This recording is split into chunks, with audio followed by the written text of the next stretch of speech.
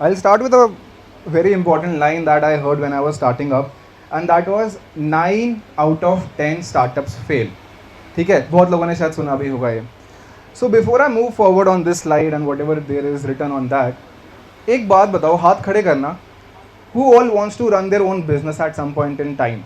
Job के बाद, अभी 5 साल बाद, 10 साल बाद. अभी ना हाथ खड़े रखना. Just let it be like this. अब वो सारे लोग हाथ नीचे कर लो who have already built a successful business. ठीक है, सो अभी the point is there are so many people who really want to start up. काफ़ी लोगों के हाथ खड़े हुए थे, बट बहुत लोगों ने अभी तक सक्सेसफुली स्टार्ट नहीं किया है. So that is our target group. समझना है how do we do it. मेरे बीच में एक स्लाइड है, एंड ऑनेस्टली यार जितने ये चैलेंजेस है ना, उससे ज़्यादा चैलेंज है ये स्पीच याद करना. बट ये जो एक स्लाइड है ना, that will wrap up 70% of the issues and the next slide will do the 30%. इसके अंदर मेरी जर्नी है, इसके अंदर चैलेंजेस है, और इसके अंदर सॉल्यूशंस भी है. तो सबसे पहले बात करेंगे मेंटल बैरियर की. I told you that when I started up, सबसे पहली चीज़ क्या थी?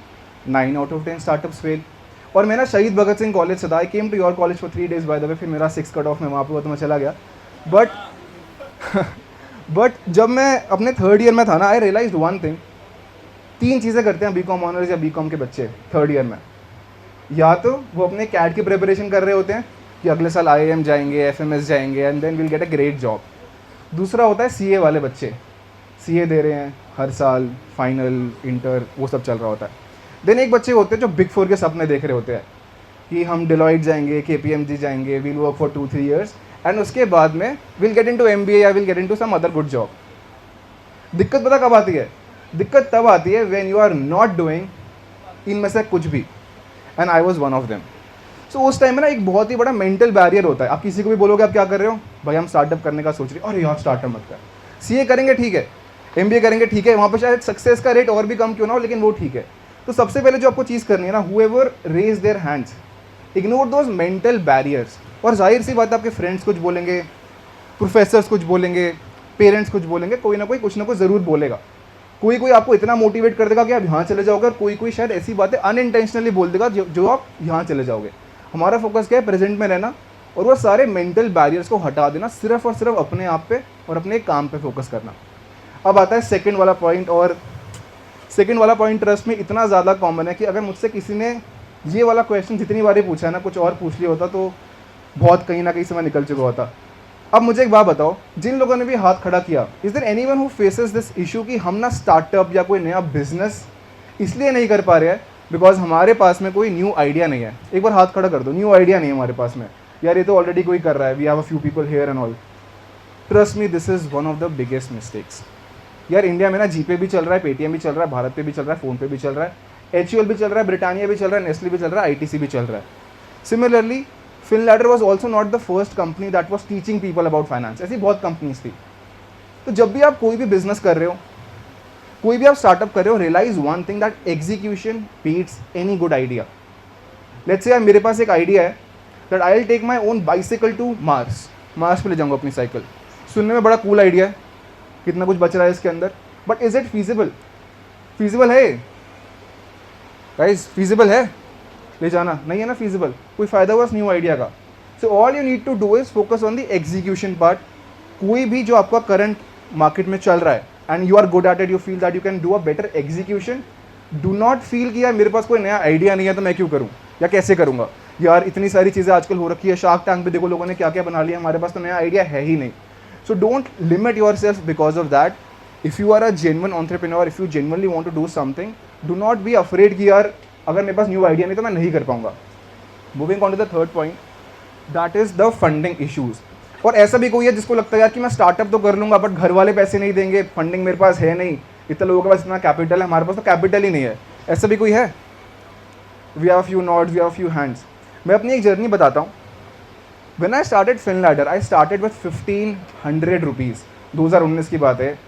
और उसमें से शायद 900 रुपये गए थे in that pen tablet that you buy. You know attach that to your device, उससे आप स्क्रिबल करते हो तो स्क्रीन पे आ जाता है. So it is use to teach people. उसमें गए 900 rupees. 400-500 went in that GoDaddy domain, finladder.com, finladder.in and all of that. और बाकी के 150-200 गए विक्स की वेबसाइट में. अब चलो वो हो गई 5 साल पहले की बात. आज के टाइम पे if you really want to start an online business, कोई एजेंसी, कोई edtech firm, you need to understand कि 4-5-6 हज़ार से ऊपर नहीं लगेंगे। एंड बिलीव मी, तुम्हारे पिछले क्वार्टर का जोमेटो का बिल, फ़ोन का बिल सब मिला लोगे ना, it will cross 5-6 thousand. So वो वाला इशू भी नहीं आएगा। सिर्फ और सिर्फ if you are planning to do a capital intensive business, you want to set up a factory, you want to run a restaurant, उसी केस के अंदर you will have funding issues. Otherwise कोई भी फंडिंग चैलेंज इनिशियली, खास करके online businesses के अंदर, किसी को नहीं होने वाला है। Moving on to the fourth point है टाइम इशू। जब ना मैं 20 साल का था, मुझे लगता था यार कि मेरी लाइफ में बहुत कम टाइम है। मैं FRM कर रहा हूँ, मैं फिल्म लैटर स्टार्ट कर रहा हूँ, कॉलेज चल रहा है, सोसाइटी है, कोई स्पोर्ट्स टीम है। बट जब मैं 24 साल का हुआ ना, मुझे रियलाइज़ हुआ कि 20 ईयर्स के टाइम पे ना मेरे पास बहुत टाइम था। और when I talk to someone who is 28, वो मुझे बोलता तेरे पास आज बहुत टाइम है। और वो जो 28 साल वाला बंदा ये 35 ईयर ओल्ड से बात करता है ना, वो कहता तेरे पास तो टाइम ही टाइम है। So the one thing that I have learned with time is the maximum time that you have is right now. मैं अज्यूम कर रहा हूँ कि मेजॉरिटी ऑफ द लोग जो यहाँ पे बैठे हैं, they are in 18 to 21, 22 range. Majority of you, trust me, इस टाइम पे सबसे कम रिस्पॉन्सिबिलिटीज़ है, सबसे कम रिस्क फैक्टर है। और ऐसा है कि अगर आप फेल हो भी गए, डजेंट मैटर। नहीं चला, how does it matter? You can continue with your job, you can continue with your studies, you can continue with whatever you want to do. But when you are approaching your mid-20s, you are approaching your 30s, sadly you are not considered to be a kid any more. धीरे धीरे जैसे आप 28 साल 27 साल के पास जाते हो, बहुत लोग फैमिली प्लानिंग में चले जाते हैं, दे plan for their marriage and all of that. So the maximum time, you might think यार कि आज तो यार हमारा एग्ज़ाम है, कल हमारे इंटरनल्स होंगे, उसके बाद हमारे कॉलेज इवेंट आ रहा है, उसके बाद फ्रेंड्स के साथ बाहर जाना है। But trust me, the maximum time you have in your life is right now. So trust me, time will never ever be a factor in your life, खास करके इस पोजीशन के अंदर। ये मैं उस सीट पे बैठा हूँ बहुत सालों तक, और जब मैं यहाँ पे आ गया हूँ, I can realize that we had a lot of time. And when I talk to, as I said, to my own elders, they say that I have a lot of time. The maximum time is always when you are below that 25-26 range. देन आता है recruitment issue, और trust me, ये बहुत बहुत बड़ा issue है। जब आप स्टार्ट करते हो, you do not have enough funds, you can't pay people, right. मेरे पास इंटर्न्स आ रहे हैं, इंटर्न्स को भी कोई ना कोई स्टाइपेंड देनी होती है, चाहे कोई फिक्स्ड एम्प्लॉय आए उसको भी देना पड़ता है। तो इनिशियली क्या होता है, when you are running a business, सब कुछ आपको खुद करना पड़ता है। I remember running Facebook ads on my own, I remember hiring people on my own, I remember teaching people on my own. जब मैं FRM पढ़ रहा था, उस टाइम पे मैं FRM पढ़ा रहा था बिकॉज मेरे पास इतने पैसे नहीं थे कि मैं किसी और को हायर कर पाऊँ to teach FRM to people. It costs a lot, 5,000-6,000 rupees per hour of the class. I don't have that kind of a money. तो जब आप रिक्रूट कर रहे हो, there is a very simple solution that I will give you. Dayal Singh college में internship cell है ना, internship cell, मेरे कॉलेज में भी इंटर्नशिप सेल था। तो उस टाइम पे क्या करना है, you go to your internship cell, you tell people, और अगर तुम्हारे वहाँ पर दोस्त है तो और भी अच्छी बात है, you tell them I need 15 interns, I need 20 people to interview, and I might hire 5 or 6 people. वो तुम्हें वो 20 लोग ला के दे देंगे। And I had a very different approach of hiring people. I never used to ask, tell me about yourself. वो सब crap questions are, everyone knows that. I used to ask, do you have any questions for me? That was the first question. और वहाँ पे if I see कि someone is asking me about the stipend directly, कोई certificate का पूछ रहा है, I understand one thing, कि जो focus है ना, focus is on the monetary part, and that is totally right. But मैं वो fulfill नहीं कर पाऊँगा. All you need to do is when you are hiring interns at the beginning of your startup is focus on those who are willing to learn, और वो लोग जो generally without monetary benefit आ रहे हैं। बहुत लोग यहाँ पे होंगे जो इंटर्नशिप खुशी खुशी कर लेंगे सीखने के लिए, अगर पे नहीं भी हो रहा होगा। I did 7 internships in my own college, सिर्फ जिंदल ने और HDFC बैंक ने मुझे पे किया था। एंड ट्रस्ट में, अगर वो मुझे पे नहीं भी करते ना, तब भी मैं चला जाता। So you need to find those people, work with them, and if they do well, you make sure that 6 months down the line, 1 year down the line, you pay them enough. Then आता है 6 point parents issue. ये ना मेरे को मेरे first point पे लेके जाता है। So I tell you one very interesting story. I got into Deloitte जब मैं फाइनल ईयर में था भगत सिंह के अंदर, एंड उस टाइम में ना फिल्म लैडर मैंने शुरू कर दिया था। बट तब भी मैंने इंटरव्यू दे दिया, for a safer side. I did not belong to a business family.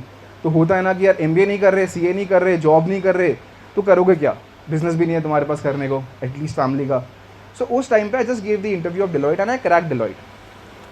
अब बहुत लोगों का ना एक इशू होता है कि हमारे पेरेंट्स शायद बिलीव नहीं करेंगे, या पेरेंट्स हमारे मानेंगे नहीं। I want to start up, but कैसे मनाएं उनको, कैसे बोल दे कि यार ये जॉब नहीं करनी, कैसे बोल दे कि जो पड़ोस वाली आंटी का बेटा है वो MBA नहीं कर रहा, हमको MBA नहीं करना है।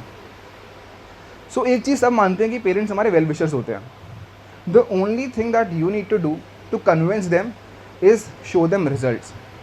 You won't believe, I did not tell my parents that I create content on YouTube जब तक घर पे वो सिल्वर प्ले बटन नहीं आ गया था. I did not tell my parents that I run a company जब तक मेरा जो कंपनी से प्रॉफिट था, नॉट इवन रेवेन्यू, प्रॉफिट था, वो मेरी डिलॉयट की सैलरी को क्रॉस नहीं कर गया था. आई रिमेंबर 4.5 lakhs का पैकेज था उस टाइम पे, so that comes out what 35-40 ऐसे कुछ थाउजेंड बन रहा था. I did not tell my parents. मैंने क्या किया, मैंने फिनलैडर स्टार्ट किया, मैंने जो भी स्टार्ट किया उस टाइम पे वो स्टार्ट किया. जब उसके रिजल्ट्स उस चीज़ को बीट करने लग गए जो मैं छोड़ रहा हूँ, my parents accepted that within a minute. So what you need to do is, this is an approach that you guys can follow. कुछ भी कर रहे हो उसमें ना एक रिजल्ट्स दिखाओ किसी को भी, not just your parents, your professors, your friends, it could be anyone यार. उनको वो रिजल्ट्स दिखाओ, prove them that you can do it and then they will happily let you do it. That is one of the best ways that you can beat the parents वाला issue that a lot of people get. यार हमको तो job करने के लिए force कर रहा है कोई, या फिर हमको स्टार्टअप नहीं करने दे रहे हैं, या फिर we have to pursue CA. बहुत लोग CA, MBA और ऐसे कोर्सेज अपने पेरेंट्स की वजह से भी करते हैं. So you will beat all of that part, just show them the results and trust me, वो आराम से उसको बिलीव कर देंगे. Moving on to the next slide. ये ना एक बहुत ही ज़रूरी चीज़ है, और ये एक ऐसी चीज़ है जो आप विद टाइम सीखोगे, बिकॉज ये मैंने खुद विद टाइम सीखी है. कोविड के टाइम पे ना I used to hate content, hate it. क्या यार रील पे कोई डांस कर रहा है, कोई टिकटॉक पे डांस कर रहा है, कोई मोए ट्रेंड चल रहा है, बकवास चीज़ें चल रही है. But when I understood the things behind it, I understood the real value of it. और ये वाली चीज़ अगर मैं बता भी दूंगा ना, you won't be able to relate to it completely, but चलो कुछ प्रैक्टिकल बातें करेंगे, उससे शायद थोड़ी और क्लैरिटी मिलेगी हमको. But trust me, when you run your business you will get to this part on your own, and कुछ समझाने की ज़रूरत नहीं पड़ेगी. तो इसमें मैंने लिखा है पर्सनल ब्रांडिंग के बारे में और how it helps your business. चलो पहले ब्रांडिंग की बात करते हैं. In a very simple term, what is branding? Branding is how a business makes you look at it. ठीक है, if I talk about Mercedes की गाड़ी का एक ऐसा लग्जरी वाला ब्रांडिंग हुआ है. सिमिलरली हर एक ब्रांड का एक अलग अलग हुआ है. When it comes to personal branding, it's like how does Ishaan Arora portray himself to the audience. Do I portray myself as a tech enthusiast? The answer is no. Do I portray myself as a fashion influencer? The answer is no. But yeah, do I portray myself as someone who guides the college students? The answer is yes. Am I someone who teaches people finance? The answer is yes. Am I a young entrepreneur? Maybe, yes. तो personal branding क्या होता है? How do you make your self look in front of other people. ये आप day to day life में कर ही रहे हो, बट जब आप इसको इंस्टाग्राम पे करोगे, लिंक्डइन पे करोगे, यूट्यूब पे करोगे ना, ये पर्सनल ब्रांडिंग बन जाता है. That's all. अब एक छोटी सी बात करते हैं कि पर्सनल ब्रांडिंग से बेनिफिट क्या होते हैं. उससे पहले ना एक छोटी सी बात और आती है कि मार्केटिंग क्या होता है. मार्केटिंग ना दो तरीके की होती है. एक होती है ऑर्गेनिक, एक होती है इनऑर्गेनिक. देखा ना, कई बार हम शैम्पूज़ की बात कर रहे होते हैं, शैम्पू की ऐड आ जाती है, तो वो होती है आपकी इनऑर्गेनिक एडवर्टीजमेंट, कि किसी ने पैसे दिए फेसबुक को, इंस्टा को, कोरा को, यूट्यूब को, गूगल को, they run the ads, they show the ads to you. ठीक है, वो होता है इनऑर्गेनिक. ऑर्गेनिक क्या होता है? मैं अपना कोई सामान बेच रहा हूँ, प्रोडक्ट, सर्विस, कुछ भी, और मैं उसको बेच पा रहा हूँ without spending any money. And trust me, when I and my co-founder we started our content pages Instagram and YouTube, 2-3 साल के अंदर कंबाइंड हमने 800K फॉलोअर्स क्रॉस कर लिए थे इंस्टा एंड यूट्यूब मिलाकर.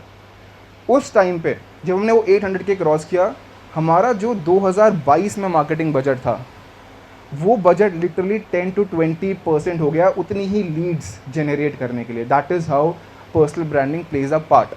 अब बात करते हैं with respect to some benefits. Trust factor एक और बहुत ही सिंपल चीज़ है. रतन टाटा सबको पता है.